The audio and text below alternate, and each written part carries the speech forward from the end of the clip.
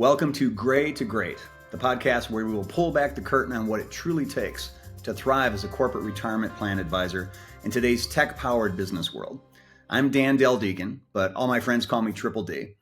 As a former sales leader and CEO and now board member of the parent holding company of the Great Gray Trust Company, I know that success in this field goes beyond the numbers. In each episode, I'm going to team up with one of your peer retirement plan advisors to bring you the strategies that separate the best from the rest. From prospecting and referral business to challenger selling and tech adoption, we're diving deep into the parts of the business that too many of us overlook. Whether you're here to sharpen your skills or if you're looking for the next big idea, this is where the playbook gets rewritten. So get ready for sharp, actionable insights that'll take your practice to the next level. Because in sales, there's no gray area. And so, Zach, I'd love to hear your point of view on this. As Charlotte was just sharing with us, what do you think is the risk of overselling a new tool without that full context, or without, we're being ill-equipped to position that critical, first conversation with sponsors on educating them on these new concepts and terms? Yeah, I think there's you only get to leave the first impression once. For a topic like this, it's the way you kind of produce or present it and introduce it may have kind of longer term impacts of how the client perceives it. You could get someone that's overtly negative and they maybe shouldn't be just because it was framed the wrong way at the outset. So I think you have to be very deliberate. And that kind of goes back to my point of trying to be at least objective and neutral initially, where it's more just presenting the facts. And I think the point is we almost don't want a client to give us a view this early on. We want them to feel knowledgeable in their own right. So they're making the decision alongside of us. It's not like we're saying it's like kind of pushing something down their throat from a product standpoint. It's like, here's the eligible set of kind of suitable options for your plan. And then this is what you've kind of learned from us or told us along the way, and then maybe how that fits into it. So I think you have to be careful about not overshooting one way or the other initially, because then it could kind of lead you down. You could get stuck in positions where you don't necessarily want to be. That's a great point. And how often do you have the experience where a plan sponsor or participant is just intimidated by the complexity of the options, the phrases, and says something to the effect of, Zach, just tell me where I'm supposed to put my money? How do you pull people out of that to get them to participate more proactively? I'll go one further. I think there's some advisors that are necessarily afraid of some of these topics, right? Some of these topics are inherently complicated on the investment side. That's just by nature of what it is.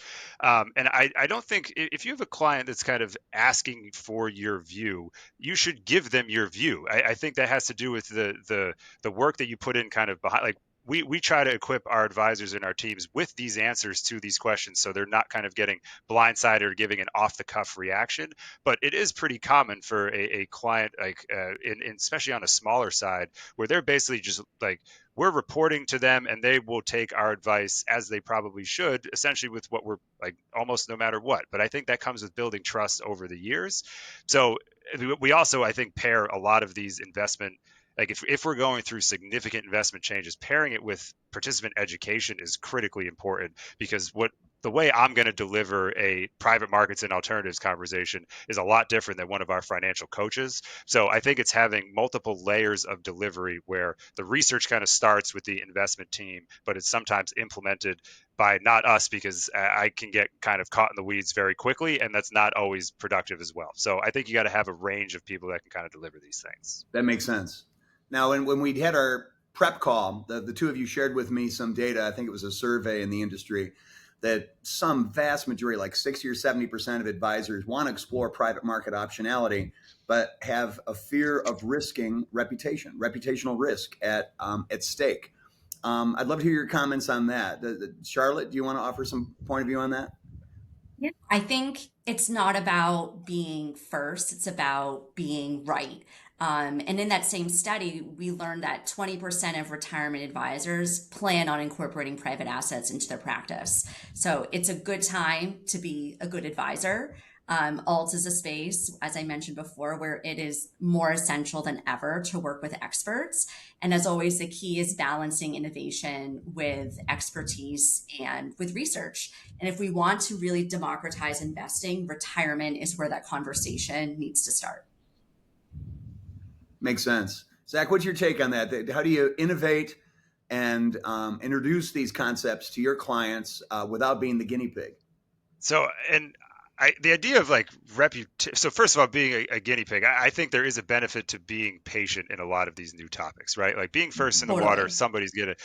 something's gonna come up, and like I don't being maybe second or third is better than being first. So I Yeah. think patience kind of pays dividends in any of these topics. But in Okay. terms of like reputation risk, I think if that is so maybe I get the benefit of just being part of a large organization and being on the investment side, like reputation risk comes down like is different for me than it maybe would be for some other advisors. But I think for a topic like this, this is akin to like a regime change in the investment landscape for 401ks, right? Like there have been different things that have come down the pipe, like DB to DC, the introduction of target date funds, the move from like active to passive. Menus have undergone some transformation.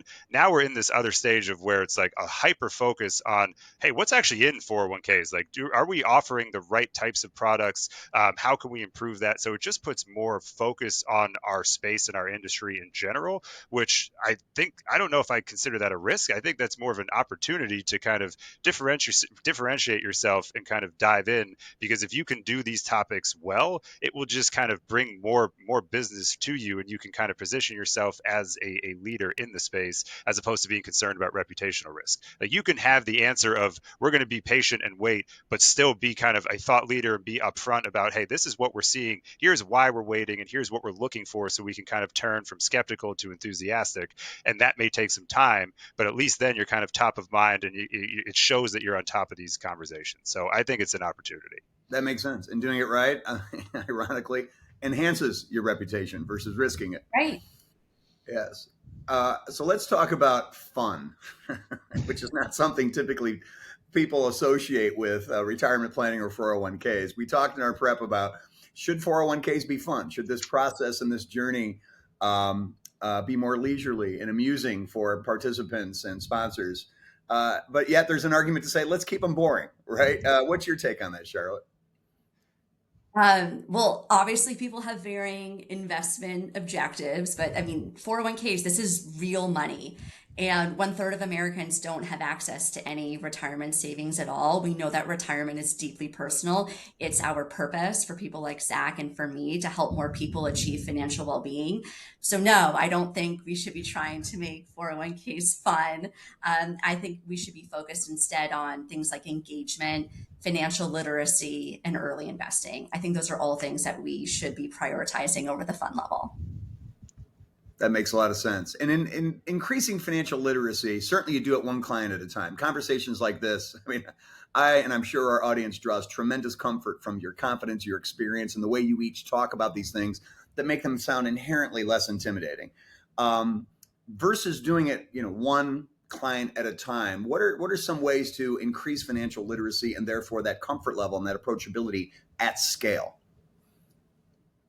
So I'll say from our standpoint, I think the shift to being more like social media driven in terms of like quick burst videos, like very short, succinct kind of research pieces that you can publish that are not necessarily like in the weeds CFA level due diligence, more of like kind of going back to my first point of like, here's what it is, and then here's what it is not, and kind of leaving it at that, just to kind of not flood the market, but you want to be able to put out content that is more informative and kind of invites questions as opposed to being prescriptive in kind of putting out some of these thoughts. Because as we know, not everybody fully understands even how target date funds are built, or the amount of times I've had people confused, like, oh, like I'm invested in this fund and they just tell me the ticker for the S&P 500, right? Like I think there's this kind of there's a misalignment of what participants understand, but we can kind of just present some very basic facts and kind of open the door for further discussions.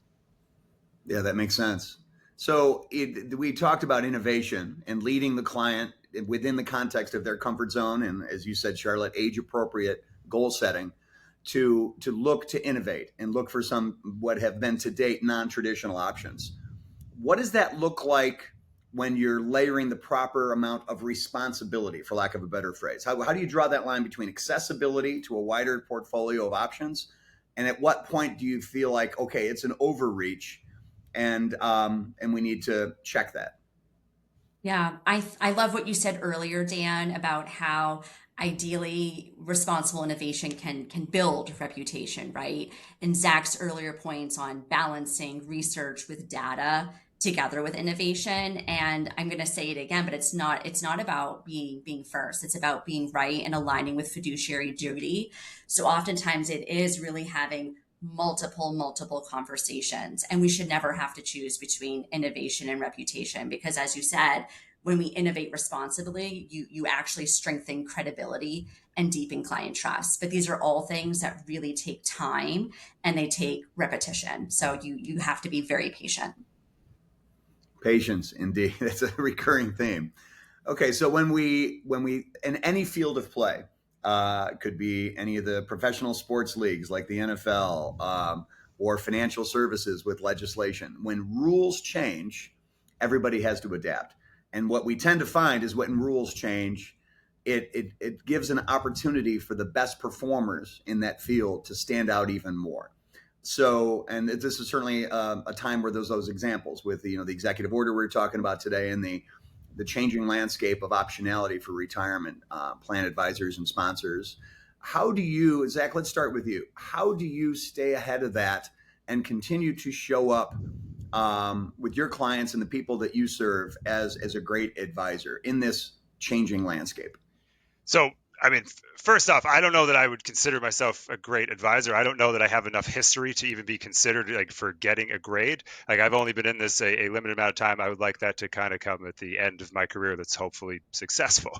But I think you kind of have to, like, for topics like this, and I feel like you just have to lean in and want to learn more about this, because if you recognize that the kind of ground is shifting beneath your feet, that there's going to be something in there that you can kind of pick onto and maybe put your own stamp on, of being like, oh, this is something that I kind of recognized early on in the process of being a differentiator. And then you can kind of position yourself as more of a thought leader or an expert in the space when the research really isn't even out there yet. So I think you want to be able to feel like confident in what you're looking at makes intuitive sense, and then be willing to learn and kind of have the intellectual curiosity to dig deeper into that.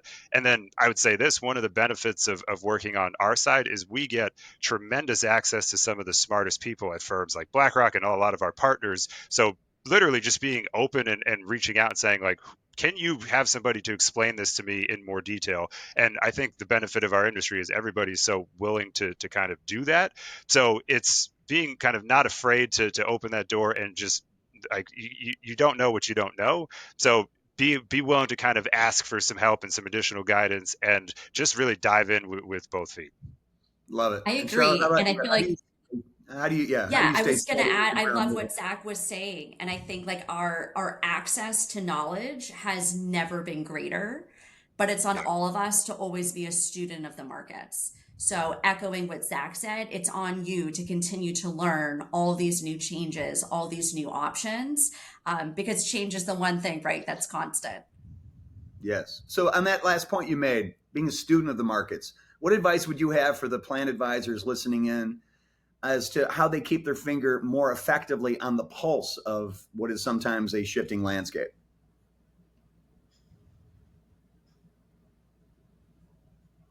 Oh, I think it's, yeah. You want to go first, Charlotte? Sure.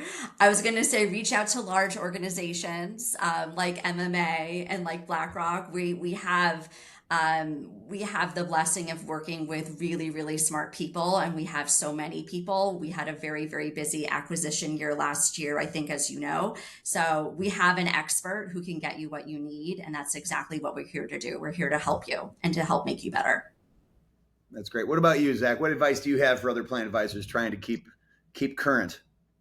I think you just have to be like, a lot of times our inboxes get kind of blasted with, like, I don't know, automated emails and like weird topics that you might be dismissive of, but sometimes just like literally reading the short version of what is in some of these articles or stories is helpful, just to see if it maybe piques some more interest. So I try, like, whenever I come to the office in the morning, my first like 30-40 minutes is really just spent looking at like Bloomberg or internal research portals, and kind of seeing like, all right, this is what kind of happened over the last couple of days, even if it's a quick paragraph here or there just about markets in general, but even some of these thought leadership entrepreneurship or these new topics, I just think you have to stay use the resources that we get access to your benefit, and you can never have too much information, especially about a new topic.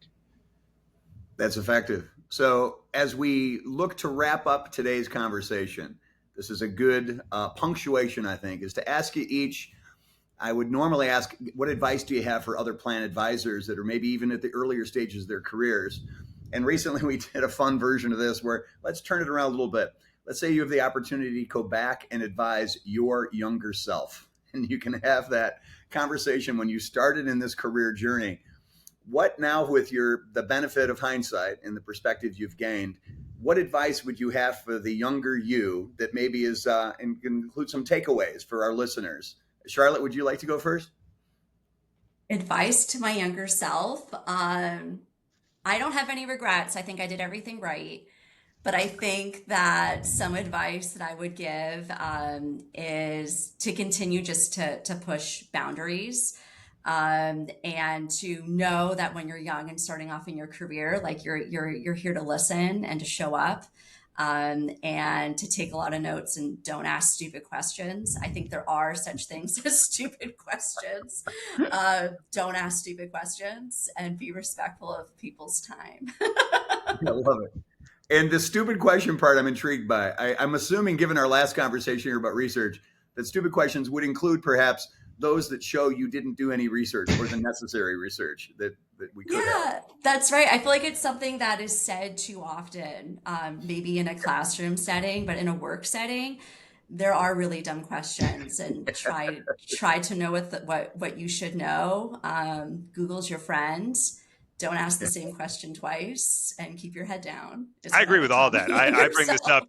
I bring this up internally. I've told people there are stupid questions, and people look at me with shock and horror. They're like, "What do you mean?" Like, no, there are some things that are stupid questions. Yes. Don't ask them. I love it. So Zach, what would you add to that? You can sit down with your younger self at the start of your career now. Oh man, it's not that long ago, so I don't have that many regrets so far. I think I've been very fortunate to kind of, I've only worked at Marsh McLennan for my career so far. The first couple of years were spent, I started as a co-op. I did the CFA for the next couple of years. I get the access and ability from a research standpoint. I can kind of reach out to any fund company we need to and get that information. So I think I don't know, maybe one of the things I would change is maybe lean less on some textbook learning and more on kind of real world practical learning, because I think you can get lost in the weeds sometimes of oh, this is how it was kind of written up in a book setting. That doesn't really always apply in the real world. For example, the Kaya is another kind of alternative investment course that you would go through. They talk about private equity valuations. Pretty much none of that is applicable in the real world of private equity valuation. So I think kind of finding that line of all right, this is good to learn, but don't really use it as gospel, and kind of use it as a tool in the toolbox, not the whole toolbox itself. Love it. Pragmatic, practical experience trumps the textbook every time. Yes. Definitely. Love it. Well, we're going to leave that there, and I want to express my gratitude on behalf of all of our listeners. Charlotte, Zach, thank you so much for sharing your perspectives on these best practices and your knowledge with our audience. It's definitely actionable and high value. And for everybody, join us on a future episode of Great to Great. Thanks, everybody. Cheers. Thanks for tuning in to Great to Great. I hope you're walking away with a few new ideas, a few bold strategies, and a bit more fuel to take your business further than ever. If you found today's conversation valuable, make sure to subscribe, leave a review, and share this episode with a colleague. The best way to stay sharp is to keep learning together. So I'll see you next time right here, where we will cut through the noise to bring you what really matters. Until then, keep pushing forward, because there's no gray area in achieving success.